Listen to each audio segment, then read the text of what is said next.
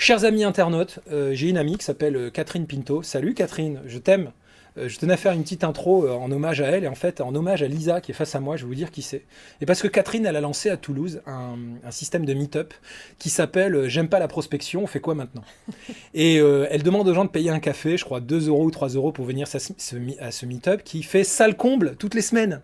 Pourquoi? Parce que plein de gens détestent la prospection. Pourquoi est-ce qu'ils détestent la prospection? Parce qu'on leur dit comment faire, on leur donne des textes types et que c'est normal, ça les enquiquine à la fin, et je le dis relativement poliment, parce que moi-même, quand j'étais plus jeune, ça me foutait les abeilles de faire de la prospection. Pourtant, on m'imposait rien, j'ai toujours été entrepreneur, mais je faisais les textes dont j'anticipais, me croyant intelligent et plein de bon sens, que c'était probablement les textes qu'il fallait faire.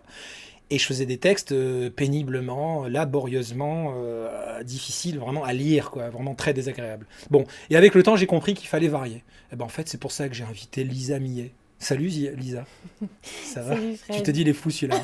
T'as vu mon intro et tout. Bon, on se connaît pas avec Lisa. Alors Lisa, je tenais à t'interviewer parce que en fait, quand j'ai reçu ton mail, je me suis dit, bravo, génial. Bah merci. Est-ce que tu m'as payé pour faire cette vidéo? Non. Ok. Vous voyez, elle se marre, c'est C'est sincère, promis. c'est la vérité. Elle ne m'a pas payé pour faire cette vidéo. Je lui ai dit qu'on ne devait pas faire de pub parce qu'on est entre nous pour parler à des pros et notamment à des gens qui aiment la vente ou qui veulent en tout cas transformer la vente et qu'on arrête de nous dire de la merde sur la vente ou qu'on nous arrête de nous imposer des mauvaises méthodes. Pardon, j'ai oublié de te prévenir, je dis parfois des gros mots dans mes interviews. Et donc, elle a servi, elle a relayé une étude, hein, c'est ça une étude, avec derrière donc un PDF qui donne des conseils dont le titre est génial.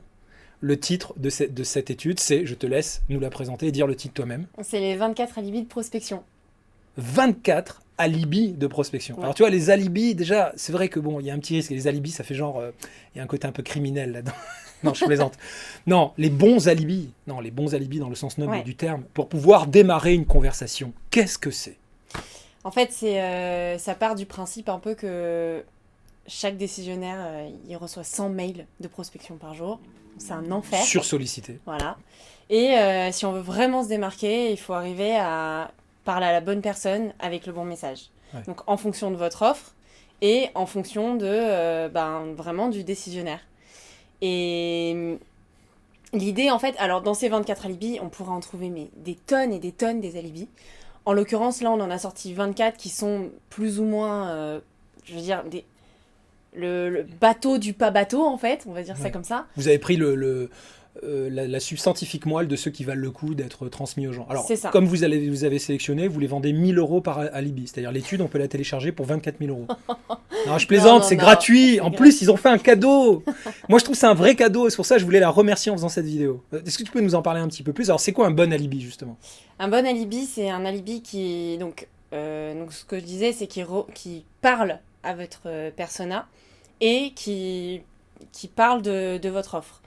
Je dirais en fait, il y en a plein. Il y a des alibis ce qu'on appelle des alibis transactionnels, donc qui parlent de toutes les actions que votre prospect a fait sur votre site internet ou sur vos réseaux sociaux.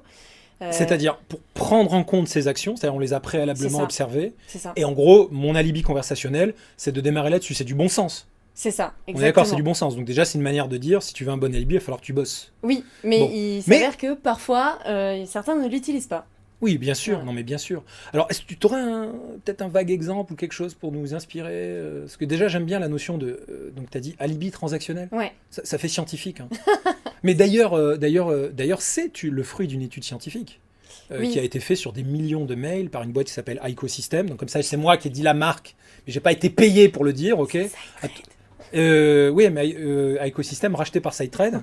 Bon, la boîte, c'est SideTrade. Vous voyez, la preuve qu'on m'a pas payé, c'est que je manipule même pas bien leur marque. Bon, non, mais super boulot. Moi, j'avoue, j'ai toujours été fan. J'ai jamais pu rencontrer les fondateurs, mais en fait, j'en ai entendu parler d'abord. Je m'occupe d'une association, moi je fais ma pub, hein, qui s'appelle EFORST, European Foundation for Sales Transformation. Ok, on n'avait même pas parlé ensemble, tu Non. vois, on improvise. Bon, et j'aime pas la vente, donc c'est pour ça que je me suis dit qu'il fallait la réinventer, donc la transformer. Et Clairement. maintenant j'aime la vente, voilà. Je pense qu'il y a une approche noble, et donc j'ai beaucoup aimé, si tu veux d'abord, et le document, mais donc bien avant ça. Ce super boulot qui a été fait, donc avec une vraie aspiration scientifique, consistant à étudier l'impact des messages qu'on envoie régulièrement aux gens pour voir ce qui marche. Donc comme ça, au moins, on est sûr de rationaliser la démarche. C'est ça. Bon, alors tout ça fait très rationnel et très scientifique, et c'est certes très structurant, et dit comme ça a l'air technique. En fait, moi, ce que j'aime, c'est qu'il y a une valeur ajoutée humaniste dedans. C'est-à-dire que c'est bien le digital, mais c'est mieux ce que les Américains appellent le digital humanism. Et c'est là que vous êtes, là. En fait, vous voulez mettre ce supplément d'âme dans les messages. C'est-à-dire redonner le plaisir aussi de faire le métier de vendeur, quoi. Et franchement, ça m'a fait tellement plaisir quand j'ai reçu ce message, je t'assure. Et le pire, c'est que, est-ce que tu te rappelles de l'alibi conversationnel que tu m'as envoyé pour m'envoyer cette... Je te piège là, t'as oublié, non? C'était, j'utilise cet alibi du Voilà. fait que vous avez regardé l'e-book Alibi de prospection. Voilà, chers amis, connectez-vous avec Lisa Millet sur LinkedIn. Elle est super sympa et tout, mais le truc, c'est qu'elle va justement vous donner une petite leçon d'alibi conversationnel pour établir le contact avec vous. Alors surtout si vous êtes dans sa cible. Moi, j'étais pas dans ta cible. Pas totalement, bien sûr. Je suis un décideur, mais un petit décideur. On fait pas trop notre choix sur les... Ouais, bien sûr. L'essentiel, c'est la qualité de la conversation. D'ailleurs, c'est après que tu sais si la personne est ciblée pour toi. C'est ça. C'est ça. C'est qu'en fait, moi, mon objectif de cet alibi, c'est vraiment d'obtenir le rendez-vous et d'avoir la conversation.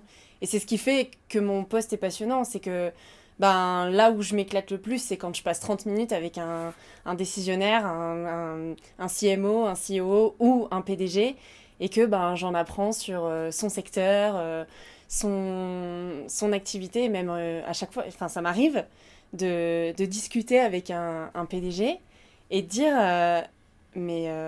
votre business model, il est incroyable en fait. Il réinvente une partie. Ouais. Il prend c'est un business model classique, mais qui réinvente une partie, du coup, qui fait que potentiellement vous êtes scalable, etc. Et c'est là où c'est le plus intéressant. Donc, oui, j'ai envie de dire, la prospection, il y a une part hyper, on le dit, il y a une part hyper chronophage, oui. Mais le plus intéressant dans la prospection, c'est quand même l'échange.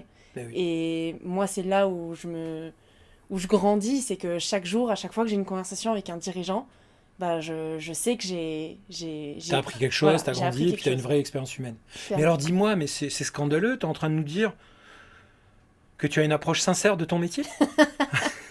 C'est ça. Mais même, c'est aussi ce qui me caractérise, c'est que j'ai tendance à aller vraiment dans le sincère, à dire, je vais aller chercher la relation avec le dirigeant, avec mon interlocuteur, parce que c'est là où on va arriver à avoir les vraies informations. D'accord. Alors pour que les trolls qui ont tendance un peu à m'emmerder de temps en temps soient absolument certains que j'ai pas été payé pour faire cette interview, je vais te poser une question qui pique un peu.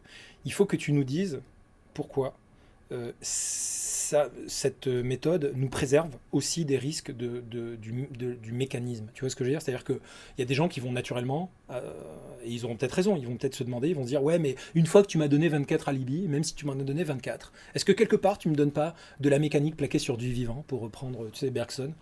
Et donc ils vont être tentés de se marrer en se disant, mais est-ce que c'est pas des espèces de formules toutes faites? Là, il faut que tu adresses tes possibles détracteurs. C'est les gens qui ont l'esprit mal tourné, qui disent ouais, les techniques de vente, oh là là. C'est ça. Qu'est-ce qui nous préserve de ce piège? Moi, j'aurais tendance à dire lisez l'e-book et sortez de l'e-book. Nous, ce qu'on a voulu quand on a créé cet e-book, c'est de vous donner une première piste, mais le plus intéressant, c'est peut-être déclencher quelque chose. C'est ça, c'est que vous preniez votre équipe commerciale et que vous fassiez, ok, là, on a une base, on a 24 alibis, mais on va faire un brainstorming pour notre offre, notre secteur et notre persona. On trouve le plus concret et le plus impactant. Tirer jusqu'à dire que le but, c'est de libérer la parole quelque part, de dire aux gens aussi, on vous fait confiance ou pas? Oui, je sais pas dans quel cadre, mais... Mais tu vois ce que je veux dire? C'est-à-dire, parce que moi, voilà, sincèrement, c'est ce qui m'a plu dans la démarche. C'est-à-dire, je me dis, il y a une base technique, mais c'est une base qui te dit, avec ça, tu vas pouvoir t'amuser. Exactement comme tu viens de dire, quand tu dis, j'ai une discussion avec un PDG, tout ça, tu vas pas être dans l'agression commerciale, le hard selling, comme on dit. Tu vas être dans quelque chose qui est une vraie conversation, et en fait, je te fais confiance. Et c'est ça que j'aime sur le fond. C'est ça. Je t'ai tendu la perche pour que tu le dises. Hein. Je l'ai dit à ta place. Bon, mais ça veut dire que je crois dans la démarche, qui m'a beaucoup plu. Donc, pour cette raison-là, en fait, si on dit qu'on déclenche les gens, alors, ça ne veut pas dire qu'on les oblige à utiliser les méthodes. On leur donne ce qui, dans la méthode, crée l'étincelle de départ. C'est ça, exactement. Ok. Ça fait combien de temps que tu l'utilises, toi, cette méthode? Depuis que je suis arrivée chez SafeTrade. Ouais, mais combien de temps, je veux dire? Ça fait ça fait depuis janvier. Ouais, d'accord. Donc là, tu commences à avoir un recul, quand même, bientôt 1 an. Ça fait quel effet? C'est-à-dire, par rapport, si tu compares ça avec tes précédents jobs, tu sens vraiment une différence, sans chercher à être gentil avec ton employeur, hein, tu nous dis la vérité. Une différence dans quel sens? C'est-à-dire, est-ce que tu sens que ça marche mieux? Est-ce que tu prends plus de plaisir à faire ton job? Tout Alors, simplement. j'avais jamais fait de prospection avant. Ouais. Donc je Ah, peux et donc pas en plus, comparer. tu t'y es mise. Voilà. D'accord. Donc Ok. c'est dans mon métier actuel que je me suis formée. Ouais. Mais enfin, j'ai des amis qui font exactement le même métier que moi. Et Ouais. en toute Et tu leur as sincérité, donné l'e-book et ils ont dit merci ou pas? ben, pas forcément, mais surtout on parle de la façon dont ça fonctionne. Voilà. Et je pense que moi je suis beaucoup plus épanouie dans mon métier parce que je peux. Enfin, alors, j'ai parlé d'outils, mais parce qu'il y a ce Oui. principe Bien sûr. d'automatisation qui me permet de me concentrer sur le plus intéressant, Oui. c'est-à-dire la conversation. Voilà. Et parce que. C'est-à-dire, une fois que tu as l'étincelle de départ, après, on passe aux choses sérieuses, quoi. Ouais, c'est ça. Et pas aussi parce que ben, je peux inventer des alibis constamment et c'est pas j'ai vu sur LinkedIn que vous aviez le poste de CMO, donc j'aimerais vous parler. Enfin, ça, Bien sûr. jusque-là, quoi. Ouais, bien sûr. Alors, un autre, oh, scandale, tu as employé le mot épanouissement, épanouir. Ouais. Dans le monde commercial, c'est horrible. C'est indécent, vraiment. Bah, en l'occurrence, enfin, je pense que c'est. Je pense que c'est hyper important pour je vais dire ma génération Bah oui. de s'épanouir au travail et. Non, En mais moi, ce toute qui me sincérité. choque, sincèrement, c'est que c'est possible dans la prospection, quoi. Bah oui.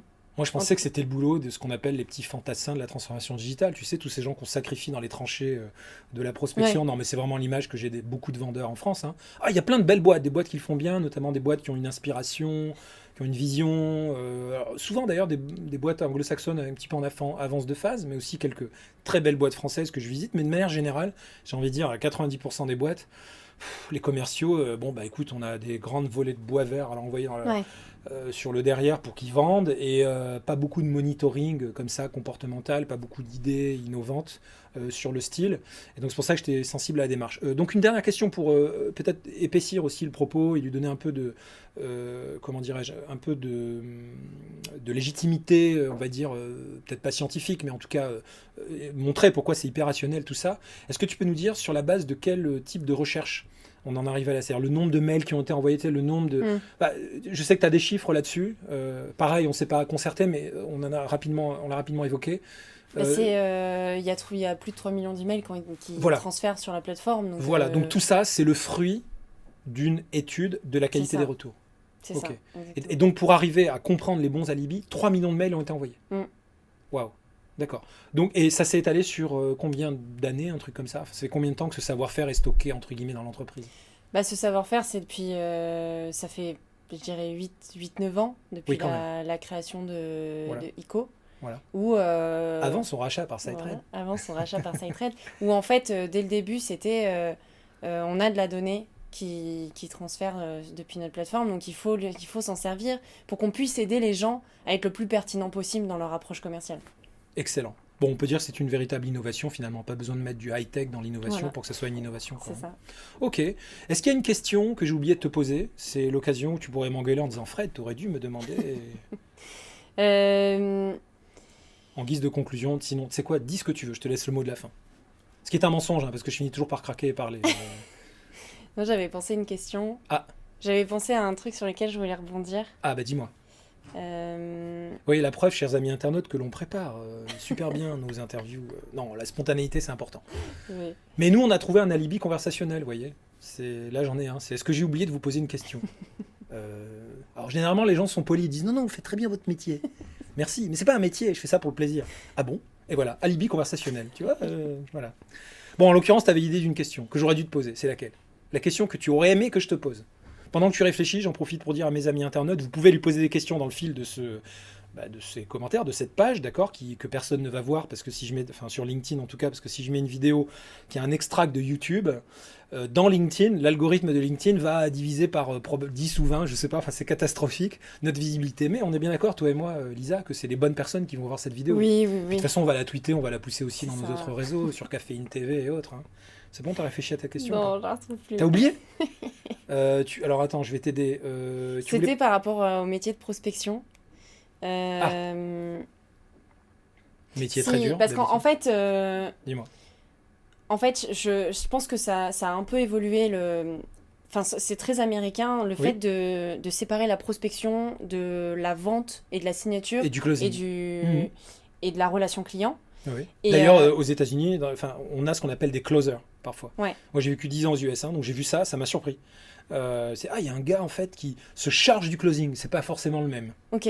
Je savais Alors pas. ils arrivent à créer une logique de cycle de vente qui fait que pour le client c'est pas déroutant, mais c'est une forme d'enrichissement en quelque sorte de la relation avec des intervenants. Mais ni vu ni connu, je t'embrouille, je te mets le closer, le gars qui sait te faire signer le contrat, Ok. alors qu'il y en a un qui est très bon pour ouvrir les portes par exemple. Ok. Tu vois, c'est intéressant. Ouais. Et en fait, je vais parler de mon expérience personnelle. Moi, du coup, avant ce poste-là, je n'ai jamais fait de prospection, je n'avais Ouais. jamais été commercial. Ouais. Et on m'a dit, tu ne peux pas prétendre à un poste de commercial. D'accord. Donc j'ai dit, bon, bah, très bien, je vais faire de la prospection. Et en fait, c'est un merveilleux tremplin pour faire commercial parce que, ben, ça permet, c'est un peu les prémices d'apprendre à discuter avec les gens. Oui. Et je pense qu'il faut d'abord apprendre à discuter avec les gens avant d'avoir envie de leur vendre. Et je vais encore parler de mon expérience personnelle. Non, Moi, vas-y, c'était- t'es là pour ça. Voilà. En fait, dans ma tête, c'était un jour j'ai envie de monter ma boîte, qu'est-ce qui me manque comme compétence?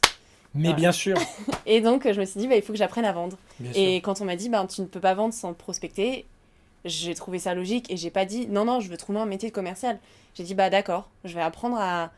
Enfin, je vais d'abord apprendre à avoir des conversations avec les gens, à décrocher le téléphone, à pas avoir peur de dire, ben oui, j'ai 26 ans, mais je suis capable de vous aiguiller sur votre stratégie commerciale parce que ben, des gens, j'en ai entendu peut-être 50 avant vous, donc je sais de quoi on parle, je connais mon sujet. Et ensuite, ben, j'apprendrai à vendre et ensuite potentiellement à avoir la relation client. T'as Voilà. pas idée la chance que c'est. Je veux dire, moi, alors je suis déjà vieux, mais il y a 20 ans, j'ai commencé ma première boîte, Ouais. et honnêtement, j'étais un mauvais vendeur. Ok. Et donc, c'est 10 ans plus tard, je me suis dit, mais au fait, il faudrait que j'apprenne. Et maintenant, c'est plus facilement dans l'air du temps de partager sur ces sujets, parce qu'il y a un truc génial qui s'est mis en place au fil des ans, c'est l'intelligence collaborative, l'intelligence collective, quoi. Donc, on a de plus en plus de bribes comme ça d'informations à droite à gauche. Si on fait le puzzle, on s'aperçoit que beaucoup de gens s'intéressent au sujet et ont envie qu'on le traite sérieusement. Bon, on en fait partie, c'est pour ça qu'on est content de t'avoir reçu. Et j'ai des amis aussi qui vont d'autant plus me remercier que, comme moi, ils se battent pour dire un truc qui a été dit en 1999 par des gars qui étaient des Américains qui étaient très bons dans la vente. Ils ont publié une sorte de, un peu comme vous là, une sorte alors c'est pas un e-book, mais en tout cas c'était un livre gratuit, quoi, totalement open source, et qui s'appelait le Clue Train Manifesto.